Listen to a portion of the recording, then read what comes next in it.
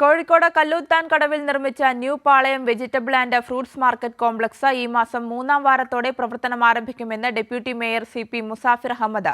156 കച്ചവടക്കാരെ പുതിയ കോംപ്ലക്സിൽ പുനരധിവസിപ്പിക്കും. എല്ലാ കച്ചവടക്കാരുടെയും ആശങ്കകൾ പരിഹരിച്ചു മാത്രമേ മുന്നോട്ടു പോവുകയുള്ളൂവെന്നും മുസാഫിർ അഹമ്മദ് പറഞ്ഞു. വിപുലമായ സൗകര്യങ്ങളോടെയാണ് കോഴിക്കോട് കല്ലൂത്താൻ കടവിൽ മാർക്കറ്റ് പ്രവർത്തനം ആരംഭിക്കുന്നത്.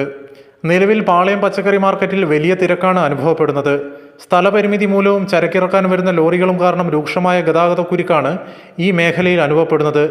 ഇതിനു പരിഹാരമായാണ് നഗരമധ്യത്തിൽ പാളയത്തിൽ നിന്ന് 1.5 കിലോമീറ്റർ മാറി കോർപ്പറേഷന്റെ 5.5 ഏക്കർ ഭൂമിയിൽ പുതിയ പച്ചക്കറി മാർക്കറ്റ് പ്രവർത്തനം ആരംഭിക്കാൻ തുടങ്ങുന്നത്. 100 കോടി രൂപ ചെലവിൽ BOT വ്യവസ്ഥയിലാണ് പഴം പച്ചക്കറി മാർക്കറ്റ് നിർമ്മാണം പൂർത്തിയാക്കിയത്. നിലവിൽ ലൈസൻസോടെ പ്രവർത്തിക്കുന്ന 156 കച്ചവടക്കാരെ പുതിയ കോംപ്ലക്സിൽ പുനരധിവസിപ്പിക്കും. ഇവരിൽ നിന്ന് അഡ്വാൻസ് തുക ഈടാക്കില്ല. 300-ലധികം കടകൾക്ക് പ്രവർത്തിക്കാനാവശ്യമായ സൗകര്യമാണ് പുതിയ കോംപ്ലക്സിലുള്ളത്. 100 ചതുരശ്ര അടി വലിപ്പമുള്ള കടമുറികളാണ് നിർമ്മിച്ചിരിക്കുന്നത്. തെരുവ് കച്ചവടക്കാരുടെ പ്രശ്നങ്ങൾ കോർപ്പറേഷൻ പരിഹരിക്കും. വെള്ളിയാഴ്ച നടന്ന നറുക്കെടുപ്പിൽ കച്ചവടക്കാർ പങ്കെടുത്തിട്ടുണ്ട്. ചില സങ്കുചിത കച്ചവടക്കാരുടെ താൽപര്യം കൊണ്ടാണ് പദ്ധതി നീണ്ടുപോയത്. അടുത്ത ദിവസങ്ങളിൽ മാർക്കറ്റിന്റെ പ്രവർത്തനവുമായി മുഴുവൻ കച്ചവടക്കാരും സഹകരിക്കുമെന്നാണ് പ്രതീക്ഷയെന്നും deputy mayor CP Musafir Ahammed പറഞ്ഞു. മാർക്കറ്റ് മാറാൻ പാടില്ല എന്ന ഡിമാൻഡ് ഒഴിച്ച് ഏതാണ്ട് എല്ലാ ഡിമാൻഡുകളും നഗരസഭ അംഗീകരിച്ചിട്ടുണ്ട്.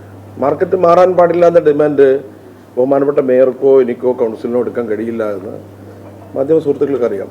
25-30 വർഷം മുമ്പേ കൗൺസിൽ അംഗീകരിച്ച തൊഴിലന്വേഷകർക്ക് നിരവധി അവസരങ്ങളുമായി മെഗാ തൊഴിൽമേള 11-ന് നടക്കുമെന്ന് mayor doctor Beena Philip, deputy mayor CP Musafir Ahammed എന്നിവർ വാർത്താ സമ്മേളനത്തിൽ അറിയിച്ചു.